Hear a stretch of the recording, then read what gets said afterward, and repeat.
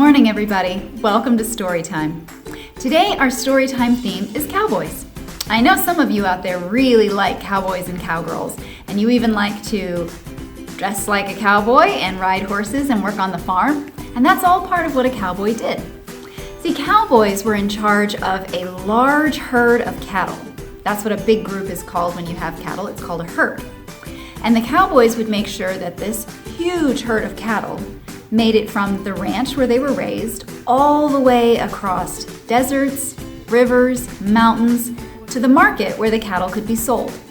A lot of things could go wrong on that long of a trip. Rattlesnakes, storms, fires, you just never knew what you were going to run into, and it was a cowboy's job to be prepared for anything and keep that herd safe. So it was an important job, it was a hard job, and it involved a lot of being out in the open wilderness under the sky, right? So we've got some really great books for today. We've got Cowboy Ned and Andy, which is a fun one.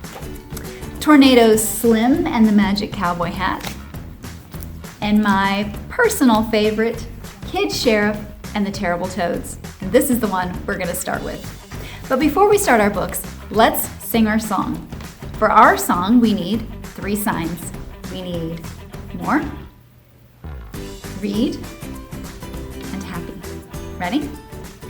The more we read together, together, together, the more we read together, how happy we'll be.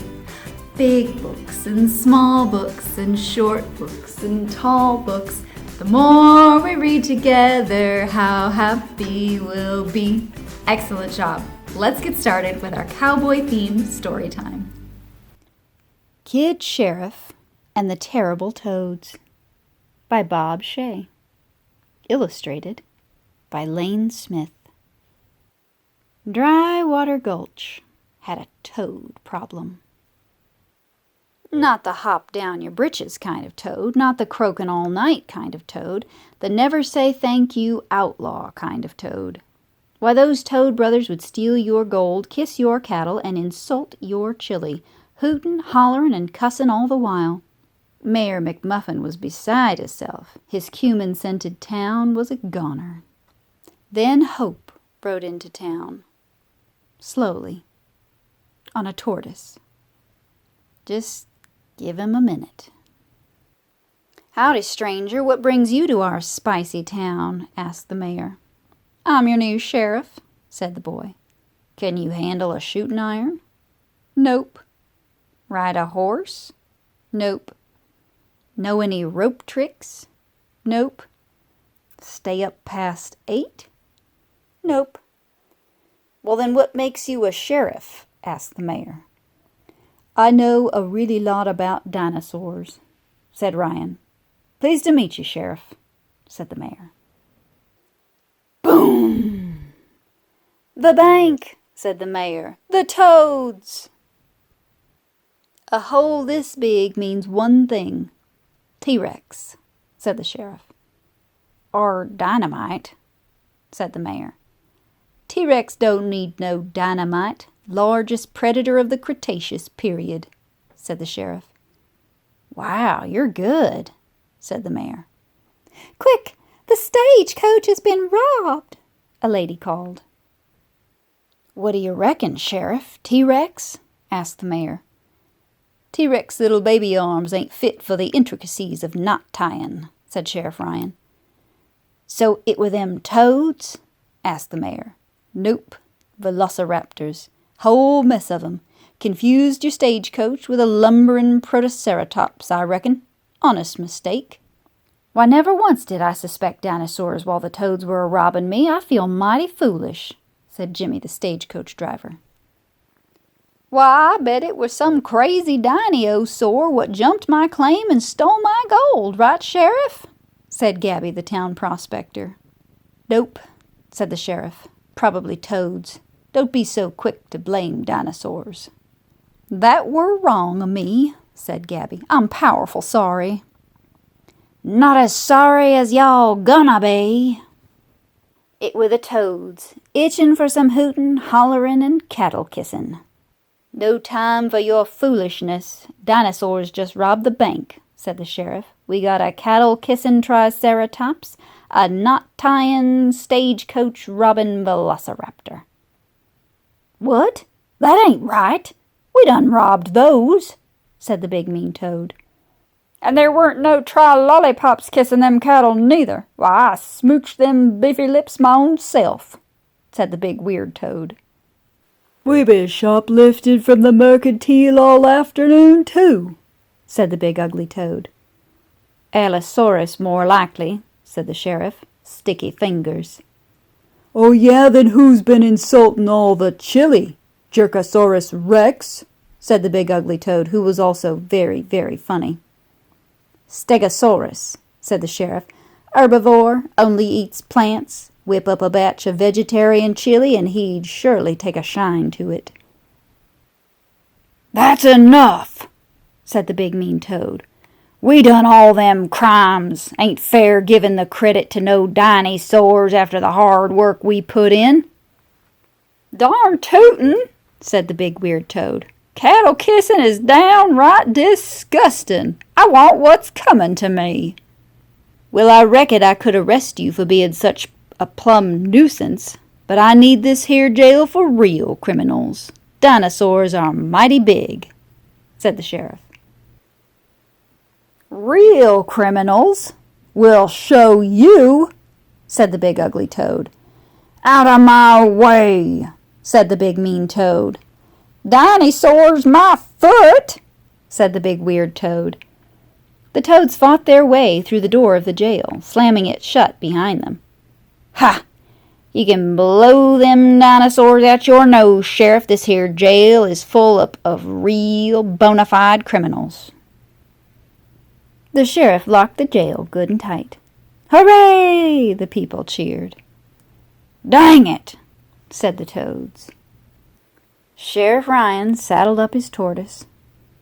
Are you sure you can't stay? The town could use a good paleontologist, said the mayor. Sorry, Bear, said Sheriff Ryan. I'm a lawman. Over the next 3 days, he rode off into the sunset. The end. Now we're going to do a little finger play. It's easy, it's fun. Watch me the first time and then join in with me the second time around. Are you ready? 10 little cowboys standing in a row. When they see a pretty cowgirl, they bow just so. They ride to the left, they ride to the right. They shut their eyes and sleep all night. Ready? Let's try it again. And this time you do it with me. 10 little cowboys standing in a row. When they see a pretty cowgirl, they bow just so. They ride to the left, they ride to the right. They shut their eyes and sleep all night. Very good. Wasn't that easy? All right, let's do another story. Tornado Slim and the Magic Cowboy Hat by Brian Langdo. This here is the story of Tornado Slim. It starts one fine day as Slim roused himself from an afternoon snooze. He had no idea what he was in for. Afternoon, partner, said a coyote. Afternoon, Slim said warily. Say, you think you could do me a favor? Asked the coyote. I've got this letter here for the sheriff of Fire Gulch City. I'd deliver it myself, but it's my wedding day. If I'm late, my fiancé will be right sore with me. What do you say? Well, Slim stammered, Okay, interrupted the coyote. You drive a hard bargain. I admire that. Let's say I sweeten the deal a bit and give you this here hat. Sure is a fine-looking hat, said Slim, but The coyote quickly pushed the letter and the hat into Slim's hands. Sure do appreciate it, partner. Now use that hat carefully, you hear? Before Slim could say another word, the coyote was off. Seeing as he had nothing better to do, Slim decided to deliver the letter. When he finally staggered into a small town hours later, his feet felt ready to fall off. Think I'll relax with an ice-cold sarsaparilla, he thought. Then Slim noticed all the commotion. Folks were scrambling about and shouting, "Better hightail it out of here, stranger. The dam's about to bust." Slim took off his hat and scratched his head. Then he saw it. Of all the rotten luck, water was bursting through the broken dam, and Slim was right in its path. "Oh boy," he muttered. Slim closed his eyes and gritted his teeth, but after a moment he realized he was still standing. Not only that, he was bone dry. Slowly he opened his eyes. The water was flowing right into the hat. Slim heard cheering. "Way to go, partner! You done saved our town!" The townsfolk cooked up a feast of smoked ribs, corn on the cob, plenty of baked beans, 5-alarm chili, and a great big barrel of sarsaparilla. Slim could have stayed forever, eating free food and enjoying all the attention, but then he remembered the letter in his pocket. He set out again for Fire Gulch City. By the time he reached the next town, Slim's legs felt ready to come loose. "Oh boy," he thought, entering the saloon. "Sure could go for an ice-cold sarsaparilla." But before he could bless the bar stool with his behind, he heard a shout. "Twister!" Everybody began to panic, everybody except Slim. He had the hat. "Back in a moment, folks," he said, sauntering outside. Folks shouted, "What in blazes are you doing, stranger? You'll be blowed clear to Missouri." Slim walked straight toward the tornado until... whoosh! He spun around and around, something awful, faster and higher each time, dizzier than he'd ever been in his whole life. Slim grabbed the hat off his head. The tornado swirled right into it. Now on solid ground, Slim put the hat back on. Folks cheered, "You saved our town! That feller done took on a tornado!" Another barbecue was prepared. There were smoked ribs, corn on the cob, plenty of baked beans, 6-alarm chili this time, and a great big barrel of sarsaparilla. Slim didn't stay too long, though. He had to get to Fire Gulch City. The coyote was counting on him. By the time Slim reached the next town, his whole body felt ready to crumble. But once again, the ice-cold sarsaparilla would have to wait, because... "The meeting hall's on fire!" someone shouted. "Hot dang, everywhere I go there's some kind of disaster," thought Slim as he ran toward the burning building. He held out the hat. This time all the water from the dam gushed out until the fire was nothing but a few wisps of smoke. Slim could hear the familiar sounds of folks cheering. Then there was a scream. "It's Smelly Jim!" While everyone was distracted by the fire, Smelly Jim and his band of outlaws had robbed the bank. They were headed for their getaway wagon. "Halt!" shouted Slim. He had nearly caught up to the bandits when a gust of wind blew the hat off his head. The hat did a twirl through the air and landed right at Smelly Jim's feet. "Thanks, partner," laughed Smelly Jim as he lowered the hat onto his head. The hat began to tremble. "I wouldn't do that if I were you," Slim warned. Before you could say sarsaparilla, the tornado shot out. Smelly Jim and his band of outlaws were whisked into the air. Round and round they went. Their cries could barely be heard over the roar of the wind. "I'm gonna be sick. I want my mommy." The hat flew out of Smelly Jim's hand and headed right for Slim. As soon as Slim caught it, the tornado swirled back into it. The street was quiet. Smelly Jim lay face down in the water trough. Sprawled out around him was his band of outlaws. The townsfolk cheered as Slim led the bank robbers to jail. "Nicely done, partner. You showed 'em." The mayor approached Slim. "How'd you like to be sheriff of our fine town?" he asked. "Me? Sheriff?" asked Slim. "Sir, I'd be honored." "Then you got yourself a job," said the mayor. "Now let's get that barbecue pit fired up, folks. Bart, how about a batch of that 7-alarm chili of yours? We got some celebrating to do." "There's just one thing," Slim said. "I have to go to Fire Gulch City first." The mayor gave Slim a funny look. "Shoot, son, this here is Fire Gulch City," he boomed. "Are you kiddin'?" said Slim. "I've got a letter here for the sheriff." "Well then," said the mayor, "I reckon that there letter is for you, 'cause you're the only sheriff we got. Last one left to get married." How do you like that? Thought Slim. That coyote ran me ragged, and for what? To deliver a letter to myself. Slim opened the letter. Dear Sheriff Slim, I know.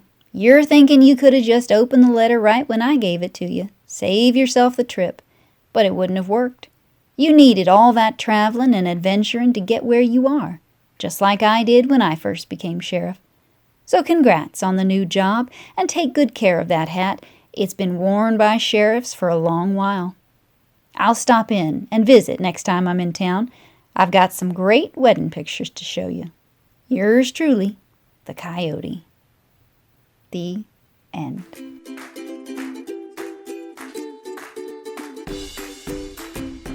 Wasn't that a great book? So we're going to pause from our stories and we're going to do our craft. Now, our craft for this week is really simple, and you probably can find all of these things at home if you don't have the chance to come in and pick up your craft toy. It's a paper bag. I cut out a star from red paper, but you could use white paper and color it any color you want. And then I just drew this shape on the bottom to make it look like a cowboy boot. And glued them all together. Super easy. I will really try to remember to put the template for this part of the boot attached with the video, maybe in the comments. If I don't remember, you can just have your mom or dad comment below and say, hey, where's that cowboy boot? We want to do this at home, or call us at the library, and I'll be sure to put that on there, but I will try to remember. So let's go ahead and do our craft. It's really easy and it's really fun. I think you're going to like it.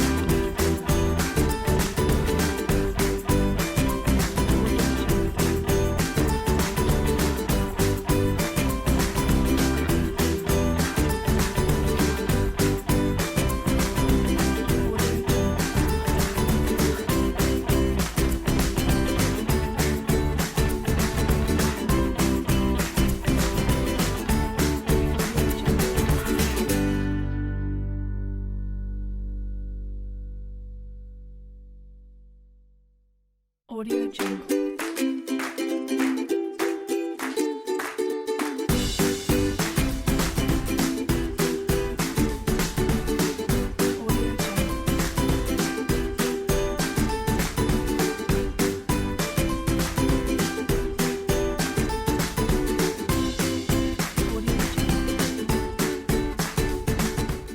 Cowboy Ned and Andy by David Ezra Stein. To Pat and Paula, with deepest gratitude. Cowboy Ned and his trusty horse Andy were driving their cattle along the edge of the desert. They rose before dawn and woke the cows. The day grew hot. They moved in a long train over the dusty earth. At noon they drank from the cool river. When night came, they were one day farther from home. Cowboy Ned wrapped his poncho tight in the evening cool. Andy munched his oats. Ned stared at the faraway hills and sighed. Tomorrow's my birthday, Andy. I'll be another year older and no one is around to celebrate. I miss my sister Nedna, my brother Nedrick, and my mother. We just call her Ma. Well, I'm glad you're here, Andy. Good night. He quenched the campfire and then lay down in the dark and quiet. Andy tried to sleep but couldn't. Something was bothering him. Tomorrow's Ned's birthday, he said to himself, and the best thing to have on your birthday is a birthday cake. Ned needs a birthday cake, and I'm going to find him one. And, he decided, I better find one now before he wakes up. As quietly as he could canter, Andy slipped away from the campsite, and soon he was alone in the desert.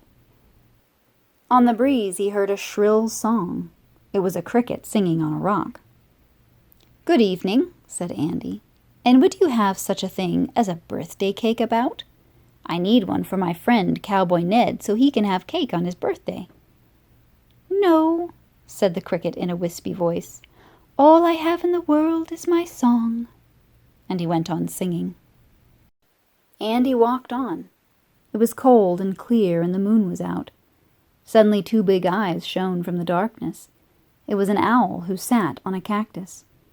"I saw you coming a long way off," said the owl. "What brings a young horse like you into the desert at night?" "I'm looking for a birthday cake for my friend Cowboy Ned so he can have cake on his birthday," said Andy. "I see far and wide," said the owl, "from the rising mountains to the rolling prairie, and I have seen no birthday cake in this desert. Farewell." And he closed his eyes. Andy walked on. He was far from camp now, and it seemed that dawn was close at hand. "Oh, how I wish I had a birthday cake for my friend Cowboy Ned so he could have cake on his birthday," said Andy. Just then a voice came from the dusty rock below. "Who's that clattering around in the sky?" it hissed. "It's me, Andy, the dapple-gray steed," said Andy. He looked down to find a scorpion at his feet, surrounded by stones.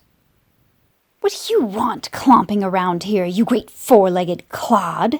asked the scorpion, not too politely. "I'm searching for a birthday cake for my friend Cowboy Ned so he can have cake on his birthday," said Andy. "I have no birthday cake around here," snipped the scorpion. "I have only my stones and dust, and I'd thank you to go away and let me get back to counting." "I'm very sorry to bother you, sir," said Andy, backing away. "It's just that it's nearly dawn, and I'd hoped—" "Well, if it will help you leave any faster," interrupted the scorpion, "you might go ask the old cowboy who lives on the hill. I nested in his boot once on a cold night. Scurry past the big boulder where the moon sets, and you'll find him." He scuttled away under a stone. Alone once more, Andy walked on. It was the time of night when all is still. There was no wind and no sound but his own 4 hooves on the sand. A little while before dawn, Andy found a house. Just outside was a man as old as the hills, playing the banjo. "Good evening, sir," said Andy. "Or morning, as it may be," he added a bit nervously. After a long pause, the old man spoke. His voice was soft, like hooves on the sand and owl wings and the movements of dust. "What is it you want, my friend?" he asked. "I'm searching for a cake for my friend Cowboy Ned so he can have cake on his birthday," said Andy.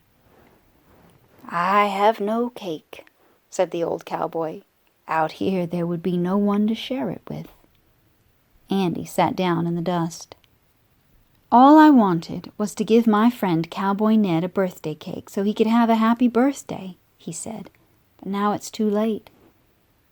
"Is a cake the only thing that would make Ned happy?" asked the old cowboy. Andy thought. He thought of a little house out in the desert, and stacks of rocks, and wind, and the campsite far away. "No," he said. "A cake is a very nice—" "No," he said. "A cake is very nice to have, but the best thing to have on your birthday is a friend to share it with. I should never have left. A horse doesn't leave his cowboy halfway down the trail." The old cowboy smiled at Andy. "Sounds like the best present you can give Ned," he said, "is to be with him on his birthday. Now go to your friend before dawn." Andy hurried back, past the scorpion's stone and the owl on his cactus and the cricket, who had fallen asleep and was still singing himself a lullaby. And as he went, he watched the sky until he saw an edge of it grow pink. Then, still gazing upward, he began to gallop east, racing the dawn to be with Cowboy Ned on his birthday. At the campsite, he found Cowboy Ned and all the cows waiting for him. The sun was coming up. It was Ned's birthday. Cowboy Ned hugged Andy, and Andy wished him a happy birthday. And all the cows sang a birthday song in their low and gentle voices. And somewhere nearby, a banjo joined in. The end. Well, guys, I hope that you loved our cowboy stories for today. And you know, if you want to read more cowboy stories, we happen to have so many good books about cowboys here at the library. And horses, if you're also interested in horses. So here's one of my favorites. This is Cowboy Things to Make and Do.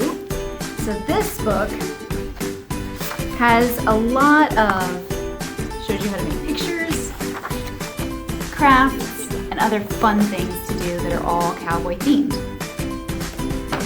We have Buster Goes to Cowboy Camp. It's about a dog. Got a little bandana. Very cute. The Day Dirk Yeller Came to Town. The Legend of Lightning Larry. Wagons West. Western Lullaby, and so many more books. This is just a few that I could pull off the shelf this morning. So we have a ton of books. If you want to read more, all you have to do is call us here at the library, and we would love to get some more books for you about cowboys. We're going to say goodbye for today, and before we go, we're going to sing our song. Remember, for our song, we need 3 signs. We need time, bye, and friends. Are you ready? It is time to say goodbye to all our friends. It is time to say goodbye to all our friends. It is time to say goodbye. Clap your hands, wink your eyes. It's time to say goodbye to all our friends. Bye, everybody. I will see you next week.